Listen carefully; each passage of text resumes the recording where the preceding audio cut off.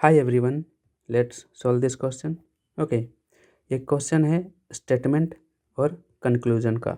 ठीक है, तो ऐसे क्वेश्चन में हमें ये पैराग्राफ पढ़ने का ज़रूरी होता नहीं है। ठीक है, सीधा स्टेटमेंट में जाओ और उसके कंक्लूजन चेक करो सही है कि गलत। ओके, तो इसको सॉल्व करने के लिए हमें इसका बेसिक पता होना चाहिए। ठीक है, तो जिन्हें नहीं पता है उन्हें मैं बता देता हूँ। ठीक है, कि देखो बेसिक क्या है, जब भी सेंटेंस में रहे सम ए आर बी, ठीक है, मीन्स हमें ए का सर्कल बनाना है और बी का सर्कल बनाना है। ठीक है, और ऐसे ओवरलैप कर देना है, means some A R B means A का कुछ पार्ट बी में है, मीन्स इस ओवरलैप पार्ट में, और बी का भी कुछ पार्ट इस ओवरलैप पार्ट में है। ओके, और अगला केस हो सकता है ऑल ए आर बी। इसका मतलब क्या है, ए के जितने भी एलिमेंट्स होंगे वो बी के अंदर होंगे। ठीक है, मीन्स ए को बी के अंदर कर दो, ए का सर्कल बनाओ और बी के अंदर कर दो, बी के सर्कल के अंदर। ओके, तो ये रहा हमारा सेकेंड। और तीसरा जो होता है, हो सकता है क्वेश्चन में रहे no A is B, means A और बी के बीच कोई रिलेशन नहीं है, तो दोनों का हम सर्कल बना लेते हैं। ठीक है, और उनको लाइन खींचकर एक क्रॉस लगा देते हैं। ठीक है, ताकि पता रहे कि हमें कि इन दोनों के बीच कोई रिलेशन नहीं है। ओके, तो देखो यहाँ कुछ बात आपको याद रखना चाहिए। ठीक है, और वो क्या है, no direct relation between statements then no any conclusion can be made. ठीक है, तो देखो नो डायरेक्ट रिलेशन का मतलब क्या है, नो डायरेक्ट ओवरलैप। ओके, इसका मतलब क्या हुआ, फिर देखो मैंने एक सर्कल ले लिया और ये दूसरा सर्कल ले लिया। ठीक है, मान लो ये ए का सर्कल है, ये बी का सर्कल है। ओके, तो इसके बीच तो डायरेक्ट रिलेशनशिप है, डायरेक्ट ओवरलैप हो रहे हैं। ठीक है, तो ये तो हो गया भाई डायरेक्ट रिलेशन। ओके, अगला केस लेते हैं हम।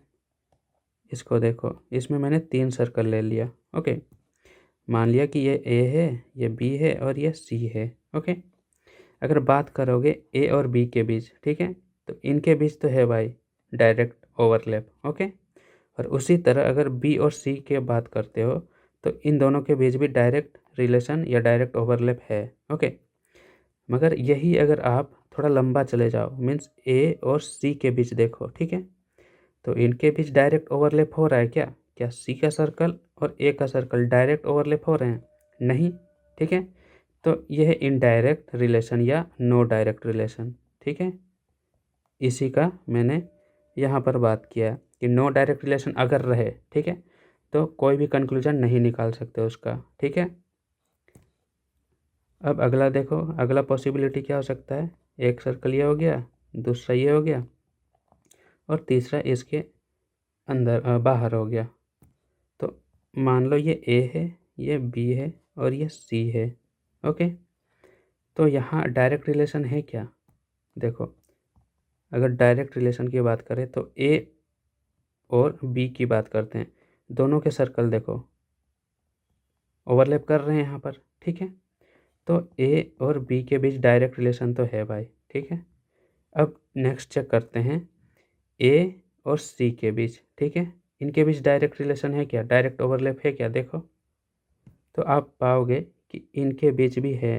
ठीक है, ये वाला पोर्शन मीन्स ए और सी के बीच भी डायरेक्ट रिलेशन है। ओके, तो यहाँ बस हमें फोकस करना है इस पे, no direct relation. Okay, means direct overlap नहीं होगा तभी ये फॉलो होगा। तो देखो no direct relation means no any conclusion. ठीक है, ये एक छोटा सा रफ एग्जांपल है कि अगर आप हो एक साइड पे खड़ा और इधर कोई स्ट्रेंजर है, ठीक है, तो अगर मैं बोलूँगा कि क्या वह आपका भाई है, तो हाँ बोल सकते हो या ना बोल सकते हो, क्योंकि वो थोड़ा दूर में है तो आप देख भी नहीं सकते, तो कुछ भी नहीं कह सकते। जो भी कुछ आंसर दोगे हाँ या ना वो गलत हो जाएगा। ठीक है, क्योंकि पता ही नहीं है कि वो आदमी है कौन। ओके, सिमिलरली अब सेकंड देखो, if all positive statement negative conclusion will be wrong. ठीक है, तो इधर देखो अगर स्टेटमेंट में कहीं भी नो या नोट अगर नहीं दिया है, ठीक है, मगर इधर कंक्लूजन में नो या नोट आ गया, ठीक है, तो उसको सीधा आप एलिमिनेट कर देना, ठीक है, क्योंकि वो नहीं हो सकता, क्योंकि जब पॉजिटिव स्टेटमेंट है तो नेगेटिव कैसे कंक्लूजन निकलेगा। ओके, तो चलो ये तो रहा हमारा बेसिक, ठीक है, तो बेसिक हमने जान लिया है। अब चलो क्वेश्चन को सॉल्व करते हैं। ओके, चलो स्टेटमेंट देखते हैं। सम कैट्स आर अलमीरा। ओके, तो चलो भाई इसका फिगर बनाते हैं। एक कैट का सर्कल ले लिया और एक अलमीरा का, ठीक है। तो कैट के लिए हमने सी रख लिया, ओके, और अलमीरा के लिए हमने रख लिया ए, ठीक है। अब अगला क्या कहता है, सम अलमीरा आर चेयर्स, ठीक है। किसका किसका बात हो रहा है अब, अलमीरा और चेयर का, ठीक है। तो अलमीरा का तो हमने यहाँ बना रखा है, ठीक है। अब इसमें चेयर जोड़ दो, ठीक है। तो चेयर को पहचानने के लिए सी, इधर भी सी है इसलिए इसको थोड़ा एच लिख दो ताकि हमें पता रहे कि ये चेयर का है। ओके, अब नेक्स्ट क्या है, ऑल चेयर्स आर टेबल, ठीक है। All chairs are table means अब कौन सा फॉलो हो रहा है, ये वाला, ठीक है। मीन्स चेयर अंदर जाएगा और टेबल बाहर आ जाएगा, ठीक है। तो टेबल के लिए हमने लिख लिया भाई टी। ओके, यहाँ तक कंफर्म है। तो ये हमारा स्टेटमेंट का फिगर बन चुका है। तो अब चलो यहाँ क्वेश्चन में क्या पूछा है, कौन सा कंक्लूजन करेक्ट होगा। ओके, तो कंक्लूजन 1 को हम चेक करते हैं। Okay, certainly some almirahs are table. Okay, यहाँ किसका किसका बात हो रहा है, अलमीरा और टेबल का बात हो रहा है, ठीक है। तो इन दोनों के बीच देखो डायरेक्ट रिलेशन है क्या, मीन्स इनके बीच डायरेक्ट ओवरलैप हो रहा है क्या, तो इनके सर्कल पे ध्यान दो, ठीक है। तो देखो अलमीरा मीन्स अलमीरा का बात हो रहा है और टेबल मीन्स इस बड़े वाले का बात हो रहा है। तो इन दोनों के बीच देखो ओवरलैप हो रहा है क्या, डायरेक्ट डायरेक्ट देखो ये है, ठीक है, बड़ा वाला। मीन्स हाँ भाई ये तो बिल्कुल सही बोल रहा है, ठीक है।